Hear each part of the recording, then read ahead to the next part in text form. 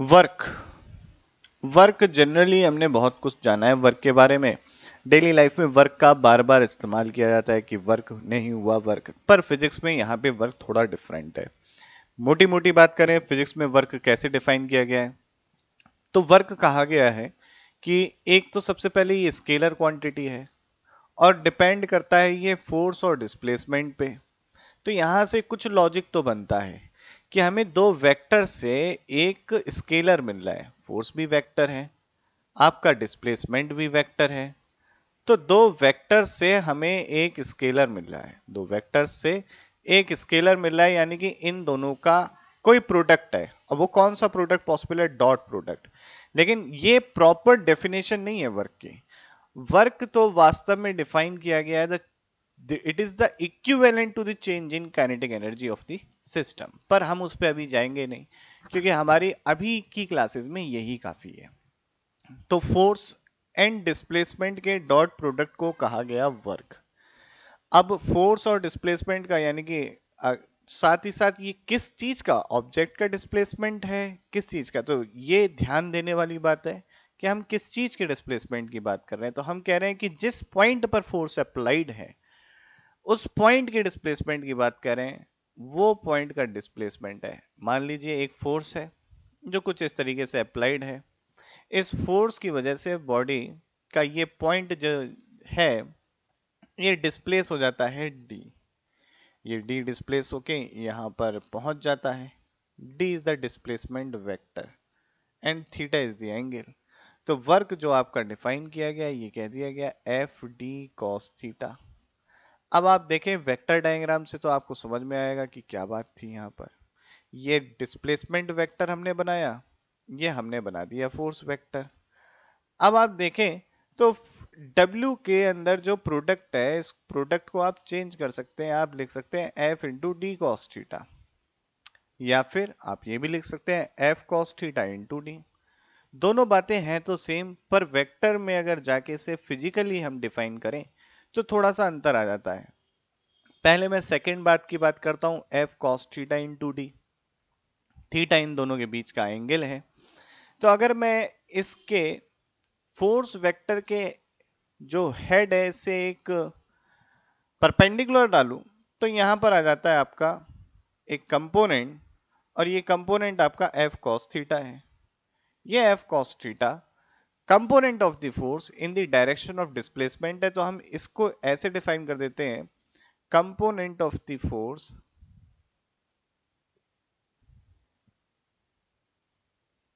And into in the direction of displacement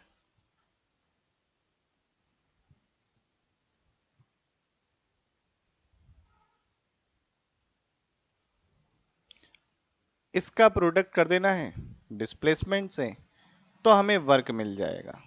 basic definition है, समझने की है। अब आप देखें कि हम दूसरे वाले को डिस्कस करते हैं कि what is F into D cos theta. F into D cos theta क्या होगा? तो क्या करते हैं सर, आप फोर्स की डायरेक्शन को आगे बढ़ा दें। अब क्या करा, डिस्प्लेसमेंट वेक्टर के हेड से हमने फोर्स वेक्टर की जो बेस लाइन है इस पे परपेंडिकुलर डाला। तो हमें देखने को मिलता है कि यहां पर हमारा जो कंपोनेंट आ जाएगा वो आ जाएगा डी कॉस थीटा। मान लीजिए ये आ जाता है डी कॉस थीटा। तो आपका D cos theta is the component of the displacement in the direction of force. बात सही है, तो हम लिख देते हैं यहां पे force into component of the force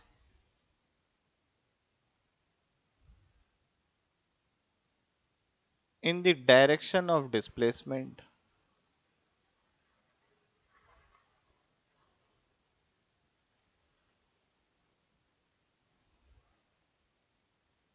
ये आपके दो तरीके से हमने वर्क को देख लिया।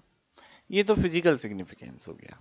बात करनी है कि भाई क्या और भी कुछ है वर्क के अंदर। तो अगर मान लीजिए आपको force vector rectangular coordinate system में दे रखे हो, तब कैसे वर्क डिफाइन होगा? मान लीजिए फोर्स वेक्टर आपको स्पेस में force vector F x I cap, F Y J cap, F Z K cap इस तरीके से दे रखा है, और displacement vector D x I cap, D Y J cap, D Z K cap दे रखा है, तब क्या वर्क होगा? तो जैसा कि मैंने बताया कि work is the dot product of force and displacement. यहां से हो जाएगा F x I cap plus F Y J cap plus F Z K cap, dot लगाया, D x I cap plus D Y J cap.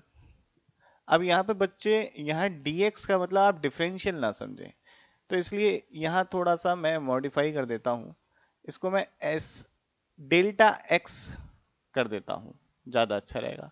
Delta Y, delta Z, that is change in X coordinate, change in Y coordinate and change in Z coordinate. तो delta X I cap, delta Y J cap plus delta Z K cap, ये हो जाता है। तो अब ये dot product आ गया, जो कि हो गया F X delta X plus F Y delta Y F Z delta Z, ये आपका वर्क हो गया। वर्क डॉट प्रोडक्ट से किस तरीके से डिफाइन है, ये हमने आज बात कर ली भाई इसकी भी। अब बात करते हैं और डिटेल में जाते हैं कि भाई वर्क के टाइप क्या हो सकते हैं, कितने टाइप का वर्क हो सकता है ये भी जानना जरूरी है, कि क्या पॉजिटिव वर्क है, क्या नेगेटिव वर्क है। तो पॉजिटिव वर्क की बात करते हैं, नेगेटिव वर्क की बात करते हैं और जीरो वर्क की बात करते हैं। कब वर्क पॉजिटिव होगा, क्या डेफिनेशन होगी, क्या नेगेटिव होगा, क्या जीरो होगा, ये जानना जरूरी है। सबसे पहले बात कर रहा हूं मैं आपके साथ, पॉजिटिव वर्क क्या होता है, व्हाट इज पॉजिटिव वर्क। तो अगर वर्क के फॉर्मूले को देखें तो जैसा डिफाइंड है F dot D that is F D cos theta. पर ये एफ क्या है वास्तव में? एफ तो मैग्नीट्यूड है फोर्स का, डी क्या है? डिस्प्लेसमेंट का मैग्नीट्यूड है, पर मैग्नीट्यूड तो कभी निगेटिव नहीं होता। आप अगर याद करें तो फोर्स वेक्टर का आप मैग्नीट्यूड लिखते हैं F X square plus F Y square plus F Z square. Logic है, फोर्स का मैग्नीट्यूड तो कभी निगेटिव नहीं हो सकता, ना ही डिस्प्लेसमेंट का निगेटिव हो सकता, पर आपका कॉस थीटा या साइन कॉस थीटा आपका निगेटिव पॉजिटिव जीरो तीनों हो सकता है। तो आपका वर्क पॉजिटिव तब रहेगा जब डेफिनेटली आपका कॉस थीटा पॉजिटिव हो।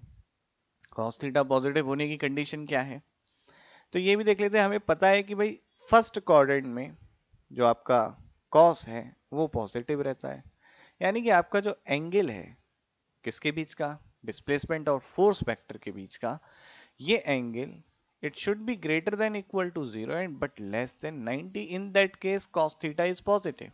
In that case cos theta is less than equal to 1 and greater than 0, that is positive.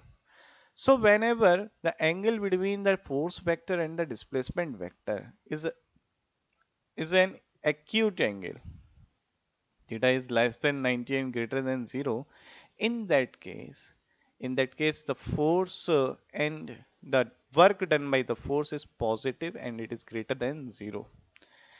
अब और कैसे डिफाइन कर सकते हैं, तो हमें एक चीज यहाँ पे और देखने को मिलती है। क्या देखने को मिलता है ये भी देख लेते हैं। अगर आप ध्यान से देखें तो आपको देखने को मिलता है कि फोर्स का एक कंपोनेंट डिस्प्लेसमेंट की डायरेक्शन में है, ये कंपोनेंट है एफ कॉस थीटा।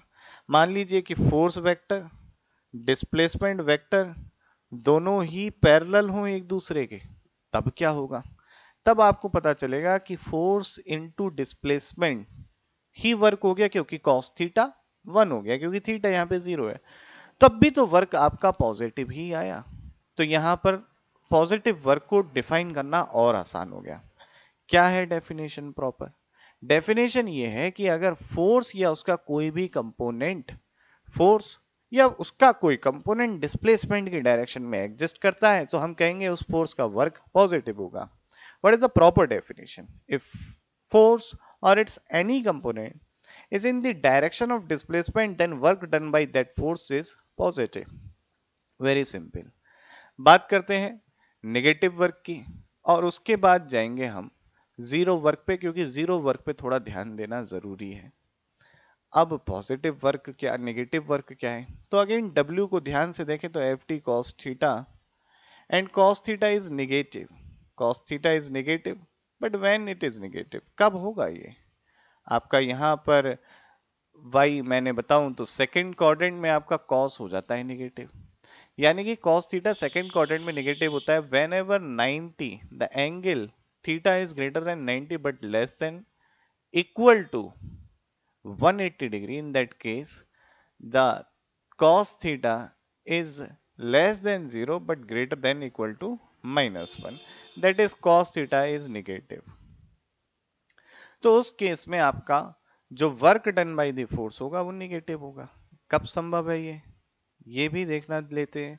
तो अगर हम बात करें तो ये आपका डिस्प्लेसमेंट वेक्टर है मान लीजिए, और थोड़ा सा इसकी डायरेक्शन चेंज कर देते हैं। ये आपका डिस्प्लेसमेंट वेक्टर है और ये आपका फोर्स वेक्टर है, this is the force vector. Now अगर हम कंपोनेंट डिफाइन करें तो फोर्स वेक्टर का now component opposite to the displacement है, that is F cos theta is in the opposite direction of displacement. ठीक बात है भाई। तो हम यहां से देख सकते हैं कि whenever the force or its any component is in the opposite direction of displacement, then in that condition the work done by the force is negative. So यहां से ये बात भी इसका फिजिकल एक्सप्लेनेशन या फिजिकल सिग्निफिकेंस ये बनता है। तो नेगेटिव वर्क की भी बात हो गई।